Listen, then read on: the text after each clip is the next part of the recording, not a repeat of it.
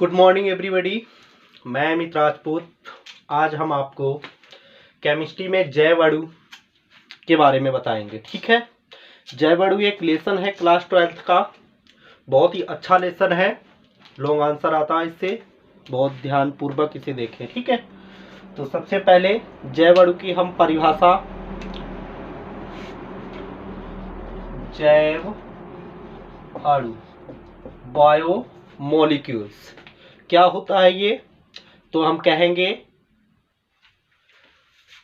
वे निर्जीव जटिल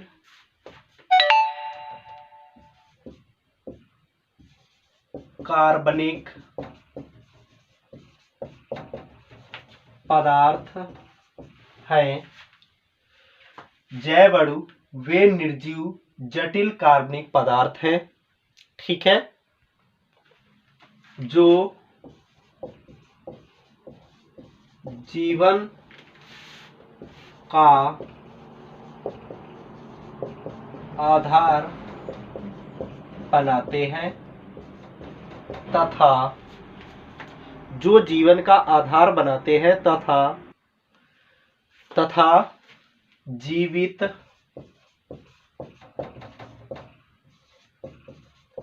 प्राणियों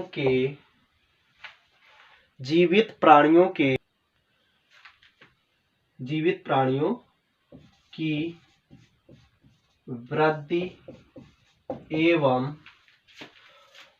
पोषण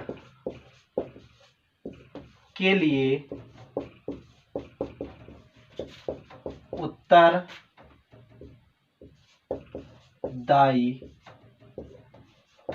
होते हैं। ठीक है। तो क्या है जैव अणु? वे निर्जीव जटिल कार्बनिक पदार्थ हैं जो जीवन का आधार बनाते हैं तथा जीवित प्राणियों की वृद्धि एवं पोषण के लिए उत्तरदायी होते हैं। ठीक है। तो जो हमारे शरीर, या हम कह सकते हैं जो जीवन के लिए आवश्यक जैव अणु होते हैं, वो कौन कौन से होते हैं? जीवन के लिए आवश्यक जैव अणु, यदि हम जीवन के लिए आवश्यक जैव अणु की बात करें तो उसमें कार्बोहाइड्रेट क्या होता है? कार्बोहाइड्रेट। दूसरा हम कह सकते हैं प्रोटीन। क्या है? प्रोटीन। तीसरा लिपिड। क्या है? लिपिड। चौथा है विटामिन और पांचवा हार्मोन्स। कौन कौन से हैं? हार्मोन्स। और छठवां है न्यूक्लिक अम्ल। ठीक है। तो ये आपके जीवन के लिए आवश्यक जैव अणु होते हैं: carbohydrate, protein, lipid, vitamin, hormones और न्यूक्लिक अम्ल। यदि हम बात करें कि कार्बोहाइड्रेट का क्या कार्य है, तो कार्बोहाइड्रेट जो होता है वो बहुत ही सिंपल सी बात है कि हम कह सकते हैं ऊर्जा प्रदान करता है। क्या करता है? ऊर्जा प्रदान। जो प्रोटीन्स हैं वो टूटी फूटी कोशिकाओं की मरम्मत करता है। प्रोटीन्स टूटी फूटी कोशिकाओं की क्या करता है? मरम्मत करता है। ठीक है। तो ध्यान रखें, नेक्स्ट यदि हम बात करें लिपिड्स की, तो लिपिड्स जो होते हैं वो ऊर्जा के स्रोत हैं, ऊर्जा के स्रोत हैं। न्यूक्लिक अम्ल जो होता है आनुवांशिक पदार्थ है, न्यूक्लिक अम्ल आनुवांशिक पदार्थ है, ठीक है। विटामिन्स जो हार्मोन्स होते हैं, कौन कौन विटामिन और हार्मोन्स जो होते हैं वो जैव क्रियाओं के लिए महत्वपूर्ण भूमिका निभाते हैं, ठीक है। तो ये जीवन के लिए आवश्यक जैवाणु हैं और उनके ये कार्य होते हैं, ठीक है। कार्बोहाइड्रेट ऊर्जा प्रदान करता है, प्रोटीन टूटी फूटी कोशिकाओं की मरम्मत करता है, लिपिड ऊर्जा के स्रोत होते हैं, विटामिन और हार्मोन्स की बात करें तो ये जैव क्रियाओं के लिए महत्वपूर्ण भूमिका निभाते हैं। न्यूक्लिक अम्ल जो होता है वो आनुवांशिक पदार्थ होता है, ठीक है। इसके बाद बात हम करेंगे कार्बोहाइड्रेट्स की। किसकी बात करेंगे? कार्बोहाइड्रेट्स की। तो देखो इसके बारे में ध्यान से, पहले मैं इसको स्किप कर देता हूं। कार्बोहाइड्रेट,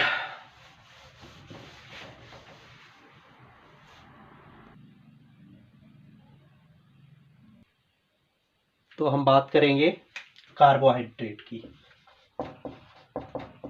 कार्बोहाइड्रेट,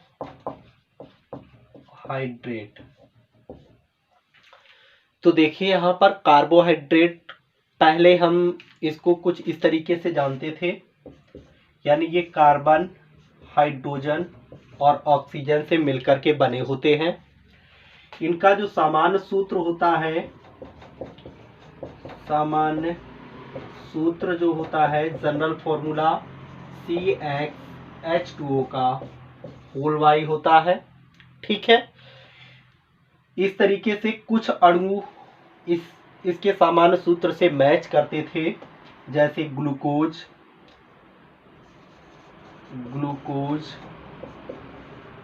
फ्रक्टोज, इनका C6H12O6, C6H12O6 फॉर्मूला है।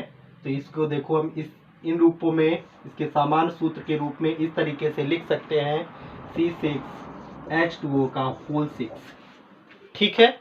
तो ये चीज विशेषकर आप लोग ध्यान रखिएगा कि कार्बोहाइड्रेट में कार्बन, हाइड्रोजन, ऑक्सीजन से मिलकर के बने होते हैं। सामान्य सूत्र आपका इस तरीके का है और कुछ फॉर्मूले इससे मैच करते थे। तो हम पहले कहते थे कि कार्बोहाइड्रेट कार्बन, हाइड्रोजन, ऑक्सीजन से मिलकर के बने होते हैं। इसका सामान्य सूत्र इस तरीके का होता है, यानी CH2O का होल वाई, ठीक है। जो यौगिक इसके सामान्य सूत्र से मैच करेंगे उन्हें कार्बोहाइड्रेट कहेंगे। लेकिन कुछ कार्बोहाइड्रेट ऐसे भी पाए गए जिनका जो सामान्य सूत्र CH2O का होल वाई से मैच नहीं करते थे, फिर भी वो कार्बोहाइड्रेट थे। तो इसके परिभाषा में कुछ डिफरेंस कर दिया गया है, ठीक है। तो ध्यान रखें, जैसे हम लिख दें C6H12O5, क्या लिख दिया हमने? C6H12O5, ये राइबोज का फार्मूला होता है, राइबोज, ठीक है। तो ये इसके सामान्य सूत्र से मैच नहीं खाता है। तो इसलिए कार्बोहाइड्रेट की जो डेफिनेशन है, हम कह सकते हैं कि वे पॉलीहाइड्रोक्सी एल्डिहाइड या पॉलीहाइड्रोक्सी कीटोन या वे वृहत बहुलक अणु, या हम कह सकते हैं वे वृहत अणु जो जल अपघटन पर पॉलीहाइड्रोक्सी एल्डिहाइड या पॉलीहाइड्रोक्सी कीटोन देते हैं, वो कार्बोहाइड्रेट कहलाते हैं, ठीक है। तो कार्बोहाइड्रेट की जो डेफिनेशन है वो कुछ इस तरीके से है, ध्यान रखें। कहेंगे वे पॉलीहाइड्रोक्सी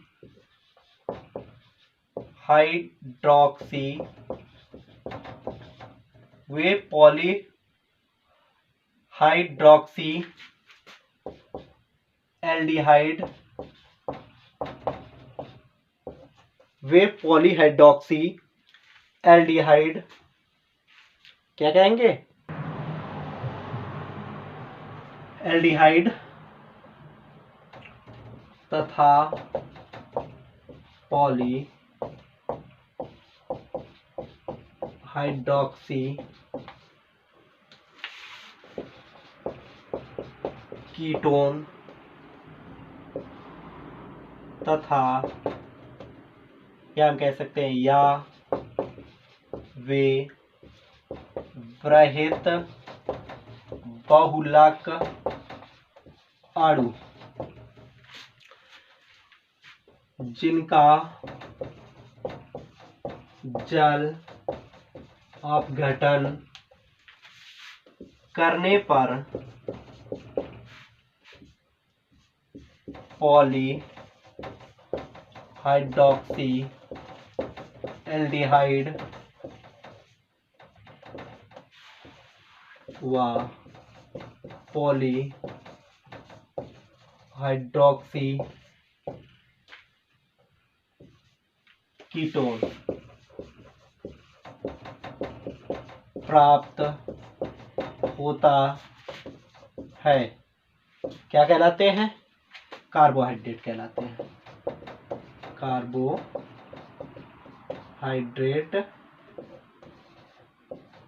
कहलाते हैं।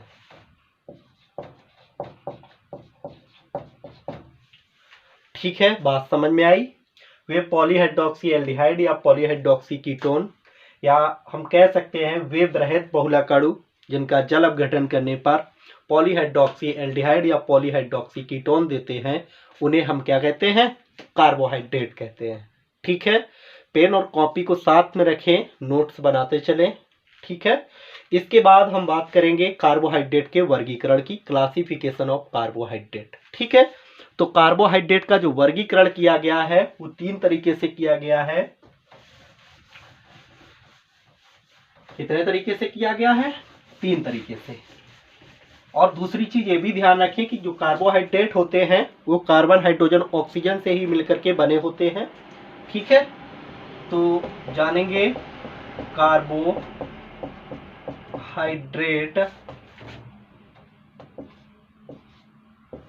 का वर्गीकरण, क्लासिफिकेशन ऑफ कार्बोहाइड्रेट का वर्गीकरण। ठीक है, तो कार्बोहाइड्रेट का जो वर्गीकरण है वो 3 तरीके से इसको वर्गीकृत किया गया है। एक तो है पहला जल अपघटन के आधार पर। किसके आधार पर, जल अपघटन के आधार पर। तो जल अपघटन के आधार पर इसे 3 भागों में वर्गीकृत किया गया है। पहला भाग है मोनोसैकेराइड। क्या है, मोनोसैकेराइड। ठीक है, ध्यान रखें। तो इसका पहला भाग क्या है, मोनोसैकेराइड। तो इसकी जो डेफिनेशन है हम कह सकते हैं कि कहेंगे, ध्यान रखिएगा आप लोग। तो मोनोसैकेराइड वे पॉली हाइड्रोक्सी एल्डिहाइड तथा पॉली हाइड्रोक्सी कीटोन जिनका जल अपघटन करने पर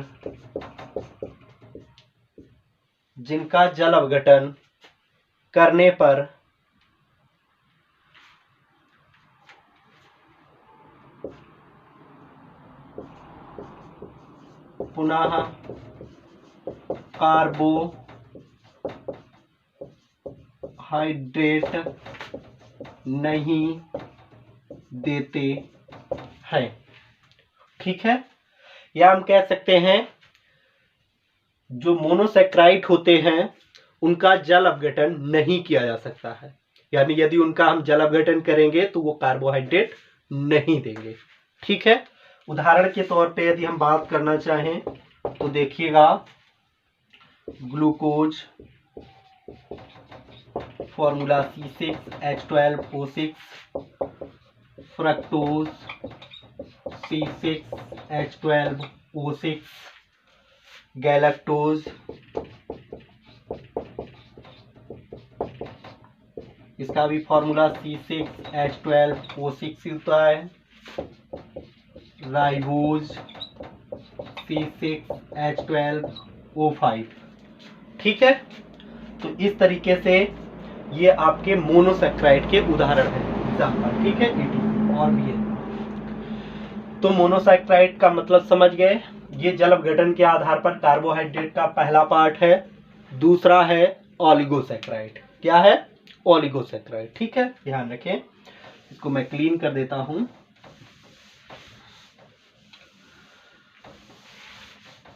दूसरा पार्ट है इसका ओलिगोसैकेराइड। ठीक है, ध्यान रखें। तो ओलिगोसैकेराइड जो है हम कहेंगे वे कार्बोहाइड्रेट जिनका जल अपघटन करने पर एक निश्चित संख्या में क्या देते हैं? एक निश्चित संख्या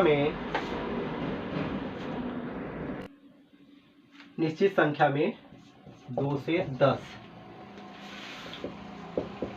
मोनोसैकेराइड अणुओं का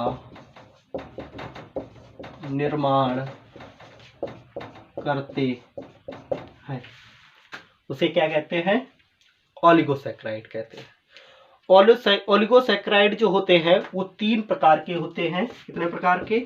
पहला है इसका डाई सैकेराइड।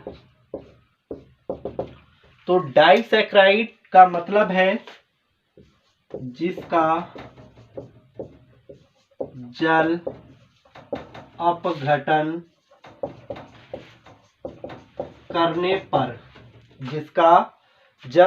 करने पर, ठीक है, 2 मोनोसैकेराइड के अणु देते हैं। यानी डाइसैकेराइड का मतलब है वे कार्बोहाइड्रेट जिसका जल अपघटन करने पर 2 मोनोसैकेराइड के अणु देते हैं। एक चीज ध्यान रखें कि अणु समान भी हो सकते हैं और भिन्न भी हो सकते हैं। ठीक है, तो ये चीज विशेष कर ध्यान रखनी है। उदाहरण के रूप में यदि हम बात करें तो यहां पर sucrose formula C12H22O11, maltose formula है C12H22O11, ठीक है, लैक्टोज C12H22O11, ठीक है, तीनों का फॉर्मूला सेम है। सुक्रोज, मल्टोज, लैक्टोज ये आपके डाइसैकेराइड के उदाहरण। ठीक है, यदि हम बात करें नेक्स्ट जो है इसका ट्राइसैकेराइड। तो ट्राइसैकेराइड में हम कहेंगे जिसका जल अपघटन करने पर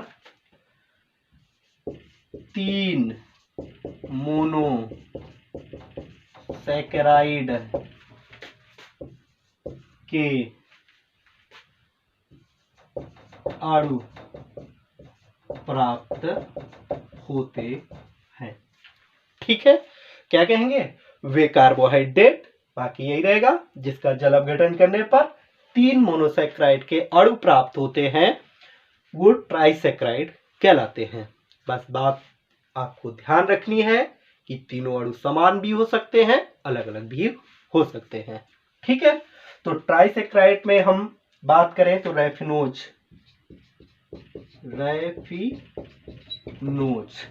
फॉर्मूला है C18H32O16। तो ये आपका रेफिनोज ट्राइसेक्राइड। ठीक है, नेक्स्ट हमारा है टेट्रासेक्राइड। ऑलिगोसेक्राइड का नेक्स्ट पार्ट है टेट्रासेक्राइड। सी पार्ट है टेट्रासेक्राइड।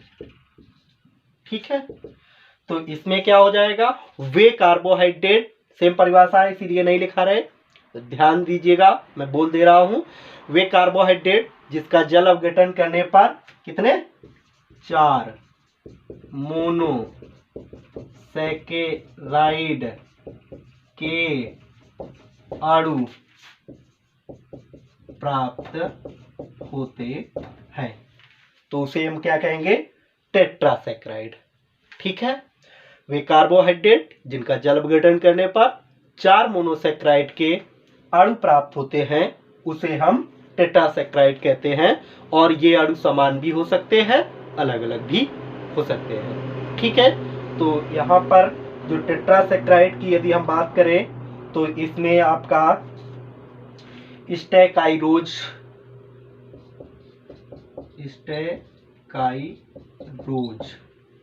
ठीक है, फॉर्मूला इसका होता है स्टेकाइरोज का C24H42O21। क्या है? C24H42O21। ठीक है, और इसमें आपका स्टार्च, सेलुलोज, ठीक है, और आपका ग्लाइकोजन, ये सब, सॉरी, तो माफ करिएगा, ये आपका टेट्रासेक्राइड में स्टेकाइरोज है। ठीक है, तो ये आपका जो ऑलिगोसेक्राइड है, इसके तीनों प्रकार हैं, डाई, ट्राई और टेट्रा।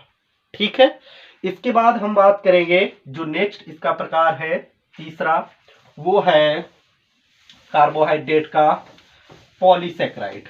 क्या है? पॉलीसेक्राइड। तीसरा प्रकार है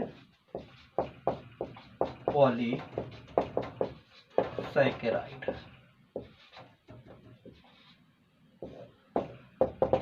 तो पॉलीसेक्राइड में बहुत सिंपल सी बात है, कह सकते हैं ऐसे कार्बोहाइड्रेट जिनका जल अपघटन करने पर ज्यादा, यानी 5 या 5 से अधिक क्या प्राप्त हो? मोनोसेक्राइड के अणु प्राप्त होते हैं, उन्हीं को कहते हैं पॉलीसेक्राइड। ठीक है, तो क्या कहेंगे? वे कार्बोहाइड्रेट जिनका जल अपघटन करने पर क्या होता है? करने पर अत्यधिक संख्या में मोनोसेकेराइड के अणु प्राप्त होते हैं। वे कार्बोहाइड्रेट जिनका जल अपघटन करने पर अत्यधिक संख्या में मोनोसेक्राइड के अणु प्राप्त होते हैं, क्या कहलाते हैं? पॉलीसेक्राइड कहलाते हैं। तो इसमें आपका एग्जाम्पल ध्यान रखें, स्टार्च, सेल्यूलोज, ग्लाइकोजन, etc। ठीक है, यदि इसके सामान्य सूत्र की बात करें तो होता है C6H10O5 का होल एन, जहाँ एन का मान 100 से लेकर के 3000 तक होगा। ठीक है। तो ये था कार्बोहाइड्रेट में जल अपघटन के आधार पर वर्गीकरण। इसके बाद जो कार्बोहाइड्रेट का दूसरा वर्गीकरण है, यानी दूसरे तरीके से वर्गीकृत किया गया है, वो स्वाद के आधार पर किया गया है। किसके आधार पर किया गया है? स्वाद के आधार पर। तो स्वाद के आधार पर जो कार्बोहाइड्रेट होता है वो दो प्रकार का होता है। कितने प्रकार का होता है? दो प्रकार का कार्बोहाइड्रेट। ये आपका एक होता है शर्करा, एक होता है शर्करा और एक होता है अशर्करा। क्या होता है? अशर्करा। शर्करा जो स्वाद में मीठे होते हैं, और अशर्करा जो स्वाद में मीठे नहीं होते हैं। तो ये आपकी अशर्करा होती है। ठीक है। जो स्वाद में मीठे होते हैं शर्करा, और जो स्वाद में मीठे नहीं होते हैं अशर्करा। तो ये ध्यान रखना है आपको। और एक चीज और ध्यान रखनी है कि ये जो होते हैं ये क्रिस्टलीय प्रकृति के होते हैं और जल में विलेय होते हैं। इसमें क्या हो जाएगा? ये अक्रिस्टलीय प्रकृति के होंगे और जल में अविलेय होंगे। ठीक है। और इसमें हम एग्जाम्पल के तौर पे कह सकते हैं आल मोनोसैक्राइड एंड डाइसैक्राइड। ठीक है। जैसे आपका सुक्रोज, ग्लूकोज, ठीक है, फ्रक्टोज। इसमें स्वाद रहित पॉलीसैकेराइड क्या आ जाते हैं? Starch, glycogen. ठीक है, इस तरीके से। तो ये चीज ध्यान रखें।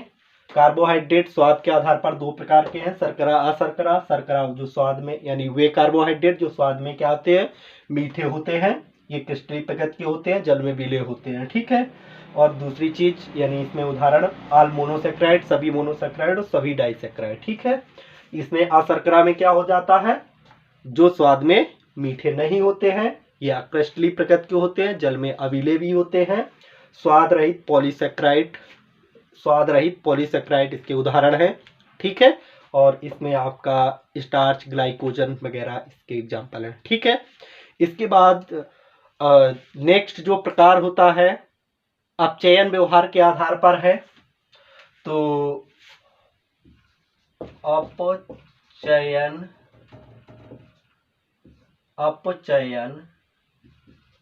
व्यवहार के आधार पर जो कार्बोहाइड्रेट होते हैं वो भी दो ही प्रकार के होते हैं। कौन कौन से हैं? ध्यान रखें।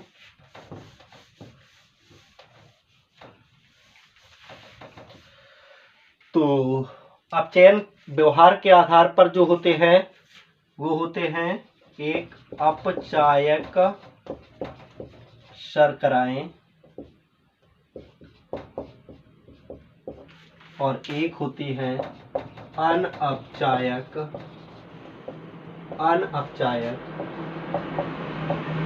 शर्कराएं। कौन कौन सी है? एक अपचायक शर्कराएं और दूसरी अनअपचायक शर्कराएं।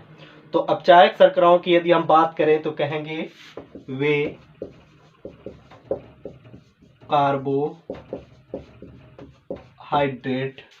कार्बोहाइड्रेट जो टालिन अभिकर्मक तथा फेहलिंग विलयन तथा फेलिंग विलयन को अपचयित करने में सक्षम होते हैं।